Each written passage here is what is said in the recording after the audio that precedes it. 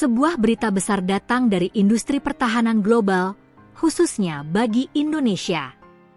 Setelah bertahun-tahun penuh ketidakpastian, laporan terbaru dari Korea Selatan menyebutkan bahwa Indonesia akan segera menerima prototipe jet tempur KF-21 Boramae.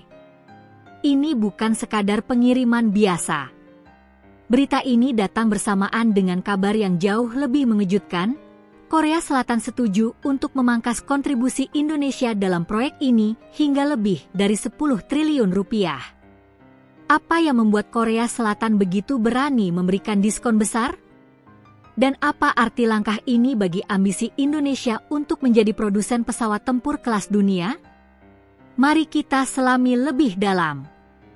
Laporan mengejutkan ini pertama kali dibocorkan oleh media Korea Selatan, Net News, yang mengutip seorang jurnalis militer Indonesia, Alman Helfas Ali. Dalam unggahan di akun Twitternya, ia menyebutkan bahwa prototipe kelima dari jet tempur KF-21 akan dikirim ke PT Dirgantara Indonesia, PT DI, pada tahun 2026. Ini adalah kabar yang sangat dinantikan. Selama ini, banyak yang meragukan komitmen Indonesia dalam proyek ini, terutama karena masalah pembayaran. Namun, pengiriman prototipe ini mengirimkan sinyal yang sangat jelas. Proyek ini tidak hanya berjalan, tetapi juga memasuki tahap yang lebih serius. Alman Helfas Ali sendiri dikenal luas di komunitas pertahanan sebagai jurnalis yang memiliki akses kredibel ke sumber-sumber militer. Ini membuat laporan ini memiliki bobot yang kuat dan dipercaya oleh banyak pihak.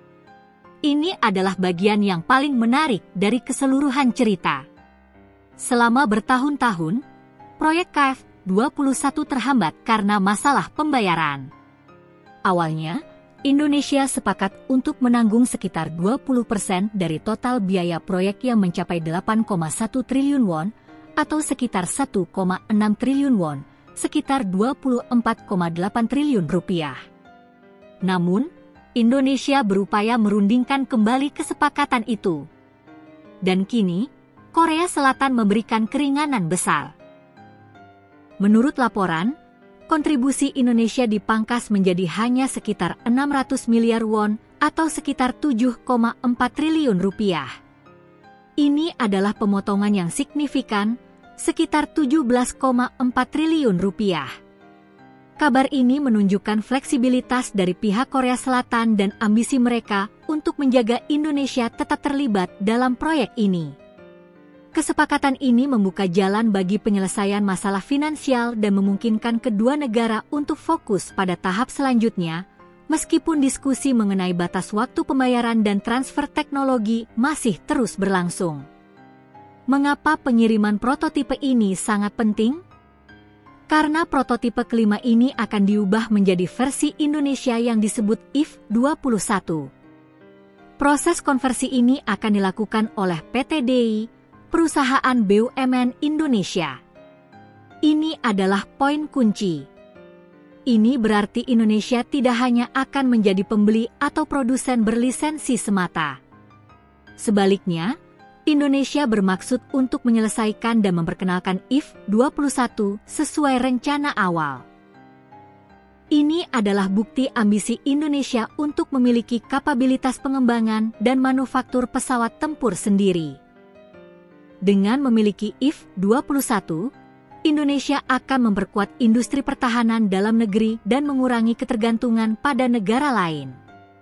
Langkah ini juga akan meningkatkan kredibilitas Indonesia di mata dunia sebagai negara yang mampu mengembangkan dan membangun alutsista modern. Proyek KF-21 adalah salah satu kemitraan pertahanan terbesar antara Korea Selatan dan Indonesia. Meskipun kabar terbaru ini sangat positif, perjalanan masih panjang. Tantangan masih ada, terutama dalam hal batas waktu pembayaran dan ruang lingkup transfer teknologi. Namun, dengan komitmen yang diperbarui dari kedua belah pihak, ada harapan besar bahwa proyek ini akan berhasil. Jika IF-21 benar-benar terwujud, ini akan menjadi tonggak sejarah bagi industri pertahanan Indonesia dan memperkuat posisi Indonesia di Asia Tenggara.